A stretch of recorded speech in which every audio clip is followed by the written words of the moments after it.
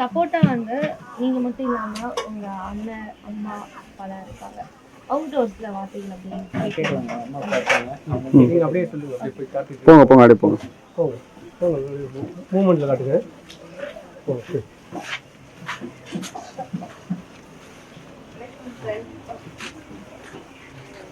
இவங்க தான் வந்து நம்ம சாரோட அண்ணா.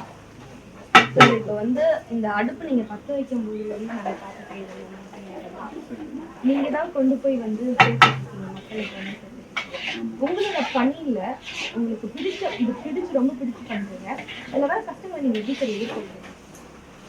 கஷ்டம்லாம் ஒன்றும் இல்லைம்மா, நம்ம மனப்பூர்வமாக மன நிம்மதியோட தான் செஞ்சுட்டு இருக்கிறோம். பாரதி மோகன் சார் வந்து ரொம்ப கஷ்டப்பட்டு வறுமையை கடந்து அந்த சேவையை செஞ்சுட்டு வராரு.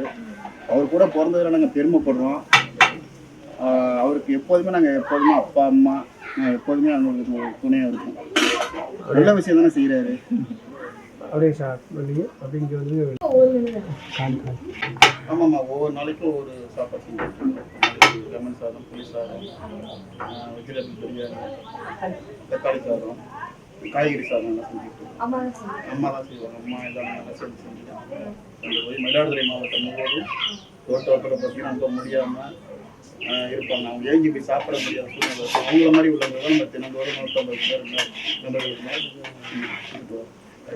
நம்ம வந்து அம்மாவுக்கு எப்படி பார்த்துக்கலாம், என்ன செய்கிறாங்களோ அதுதான் நம்ம செய்கிறோம் பிள்ளைங்களுக்கு அப்படின்னு நினச்சிட்டு இருந்தோம். அது மனசில் வந்து அழுத்தமாக இப்படி ஒரு கஷ்டம் நெருப்பு மாதிரி சுட்டுக்கிட்டு இருந்திருக்குன்னு எனக்கு தெரியல. அது வந்து நெருப்பு மாதிரி சுட்டுக்கிட்டு இருந்திருக்கு.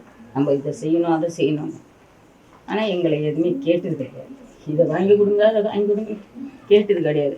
அப்பா அம்மா கஷ்டம் தெரிஞ்சு இருந்திருக்கு, எங்களுக்கு தெரியல. ஆனால் இப்போ அது வந்து செய்யும் போதெல்லாம் ஆரம்பத்திலலாம் வந்து கொஞ்சம் நிறைய இருக்குது கஷ்டம், போராட்டம்லாம் இருந்தது. எல்லா பிள்ளைக்கு இப்படி ஒரு கஷ்டத்தை கொடுக்குறாங்க, போராட்டத்தெல்லாம் வந்துக்கிட்டு இருக்கு, இதை செஞ்சுக்கிட்டு இருக்க அப்படின்னு நினைக்கும் போது அது தாண்டி வரும்போது தான் சரி நம்ம பிள்ளை கரெக்டான வழியில் போகுது, தப்பான வழியில் போகுது அப்படின்னு நாங்களும் அதுக்கு ஒத்துழைச்சோம். அதான் மனநலம் பாதிக்கப்பட்டவங்களுக்கு செய்ய போனாலும் நாங்கள் அதை பார்க்க மாட்டோம். சமைச்சு இங்கே இருக்கிற டிரைவர் பிள்ளைங்க பெரிய பையன் நாங்கள் எல்லாரும் சாப்பாடு கொடுத்து அனுப்பிடுவோம். டெய்லி ஆனால் நீங்கள் சமைச்சு டெய்லியும் சமைச்சிடுவோம். ஃபஸ்ட்டு ஆரம்பிக்கும் போது பெரிய பையன் நாங்கள் அப்பா அம்மா எல்லாருமே சமைச்சு பையன்கிட்ட கூப்பிட்டு வச்சு கொடுத்து அனுப்பிடுவோம். முதல் நாள் ஆரம்பிக்கும் போது எப்படிங்க இருந்துச்சு? ஃபர்ஸ்ட் ஆரம்பிக்கும் போது எங்க பிள்ளைக்கு வந்து ஒரு சின்ன பிரச்சனை எல்லாம் வந்தது. அப்ப எனக்கு கொஞ்சம் வருத்தமா தான் இருந்தது.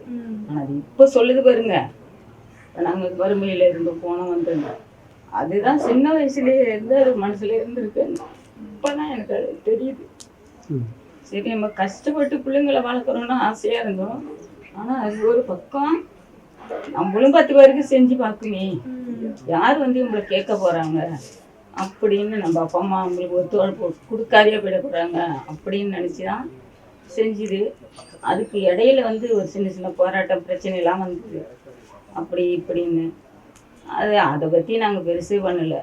நம்ம பிள்ளை சமைச்சு நேர்மையான வழியில் ஓடிட்டு இருக்கு, அதுக்கு துணை போடலான்னா நம்மள கடவுளையும் மன்னிக்க மாட்டாருன்னு சொல்லி தான் அந்த வேலையை நாங்கள் செஞ்சுட்டு இருக்கோம். வைக்கிறீங்க. எல்லாம் முடிச்சதுக்கு அப்புறம் அப்பா பாத்திரம்லாம் கழுவிட்டு இருந்தாரு. அப்பா கிட்ட அப்படியே போயிருந்தோம், ஐயா உங்க பையன் வெளிநாட்டுல போய் இருந்தாரு, சம்பாதிச்சுட்டு வந்து வீடு கட்டுவாரு அப்படின்ற ஒரு கனவோடலாம் நீங்க இருந்தீங்க. ஆனா வந்ததுக்கு அப்புறம் நான் இதான் செய்ய போறேன் அப்படின்றத சொல்லி செய்ய ஆரம்பிச்சாரு. அது நீங்க எப்படி நினைச்சீங்க? நான் என்ன நினைச்சேன்னு கேட்டிங்கன்னா, நான் அந்த வீடு கட்டுவாங்க அதை செய்வாங்க இதை செய்வாங்கன்னு நான் எதிர்பார்க்கலைங்க. இந்த பையன் வந்த பிறகு இந்த சேவையை ஆரம்பித்த பிறகு ஒரு நல்ல விஷயத்துல நல்ல வழியில் போய்கிட்டு இருக்காப்புல. அதை தான் நான் யோசனை பண்ணேன் தவிர பாக்கி எந்த விஷயம் வீடு கட்டணும் இப்படி தான் வாழணும் இப்படி தான் இருக்கணுங்கிற ஒரு நோக்கமே என்கிட்ட கிடையாது. பையன் போகக்குள்ளேயே அது போகிற வழி நல்ல வழி அப்படிங்கிறத மனசில் வச்சுக்கிட்டு அது நல்ல விதமாக அது கடைசி வரையும் நீடிக்கணும் அப்படிங்கிற ஒரே நோக்கத்தோடு நாங்கள் இருக்கோம். ஆரம்பத்தில் வந்து அவர் சைக்கிளில் போய் தான் மயிலாடுதுறையில் போய் சாப்பாடு கொடுத்துட்டு வந்தாரு. அதுக்கப்புறம் நீங்கள் தான் வண்டி வாங்கி கொடுத்ததா சொன்னார். எப்படி பையன் கஷ்டப்படுறான் இது பண்ணட்டும் அப்படின்னு நீங்கள் எடுத்து கொடுத்தீங்களா, இன்னும் அதிகரிக்கணும் அப்படின்ற நீங்கள் வந்து கண்டிப்பாக அவங்களுக்கு வந்து ஒரு பெரிய ஊன்றுகளாக இருந்திருக்கீங்க? சொல்லுங்க அது எப்படின்னு. எப்படின்னு கேட்டிங்கன்னா ஃபஸ்ட்டில் வந்து ஸ்டார்டிங்கில் வந்து சைக்கிள்லாம் போனாப்புல ம். மழை ஏகப்பட்ட மழை இடியெல்லாம் நனைஞ்சு போய் அப்படியே தொப்பரையாக வருவாப்புல. ம். அப்போல்லாம் நான் என்ன நினச்சிப்பேன், என்ன பசங்க வந்து இப்படியெல்லாம் வந்து ரொம்ப கஷ்டப்படணுமா, என்ன பண்ணிக்கிட்டு இருக்காப்புலன்னு எனக்கே ஒன்று புரியல. ம். அதுக்கு பிறகு போக அதுக்கு பிறகு சரி நல்ல வழியில் போகல, நம்ம வந்து ஜனங்களாக இருக்கக்கூடாது, தாய்தாப்பும் உதவியாக தான் இருக்கணும் அப்படின்னு நான் அந்த மனசோட அதை ஏற்றுக்கிட்டேன். ஆனா இன்னொரு விஷயம் ஐயா, என் பையன் வந்து டாக்டர் ஆகணும், இன்ஜினியர் ஆகணும், எல்லா அப்பா அம்மா நினைக்கிற மாதிரி இல்லாம என் பையன் 4 பேருக்கு உதவணும், அது தினசரி பண்றான் அப்படின்ற போது அது வந்து கேட்கும்போது ரொம்ப சந்தோஷமா இருக்கு. ஆனா உங்களோட சந்தோஷம் அது எந்த அளவுக்கு? எனக்கு அதிக சந்தோஷம். ஏன்னா பெரும் அளவுக்கு போகாம ஒரு முடியாதவங்களுக்கு, ஒரு பாதிக்கப்பட்டவங்களுக்கு இந்த செய்யக்கூடிய சேவையை விட பெரிய அதிகாரியோ மற்ற விஷயங்களோ அது பெரிய முக்கியமான விஷயமே கிடையாது. சேவை தான் முக்கியம். நிறைய இடத்துக்குள்ள போயிட்டுலாம் வர்றாரு, உங்களுக்கு அந்த பயம் அப்படின்றது இருந்திருக்கா? எனக்கு பயம்லாம் கிடையாதுமா, எந்த பயமும் எங்களுக்கு கிடையாது. தாய் தாப்பனும் 2 பேருக்குமே பயம் கிடையாது. ஏன்னு கேட்டிங்கன்னா ஒரு சேவையை பண்ணக்குள்ள அந்த சேவையை பண்ணக்குள்ள பல விஷயங்கள்லாம் வரும். அது அதை வந்து எதிர்த்து நின்று போராடி ஜெயிச்சு வரக்குள்ள தான் அந்த பயமே போகுது. அப்போ வந்து தாய் தாப்பனுக்கும் நம்ம புள்ள அந்த அளவுக்கு போயிட்டு இருக்காப்புல அப்படிங்கிற ஒரு நோக்கம் தான் எங்களுக்கு வந்து பயமே போயிட்டு, பயமே கிடையாது. ஒரு நல்லது செய்யும் போது நிறைய தடைகள் வரும், பயம் ஃபர்ஸ்ட் உங்களுக்கு இருந்தாலும் இப்போ உங்களை பயமுறுத்துறவங்களா இப்போ அவங்க பார்த்து பயப்படுற நிலைமைக்கு வந்திருக்காங்க. உங்களோட வாழ்க்கையில வந்து நீங்க செஞ்ச விஷயங்கள் வந்து அப்படியே படிப்படியா முன்னேறி போயிட்டு இருக்கு.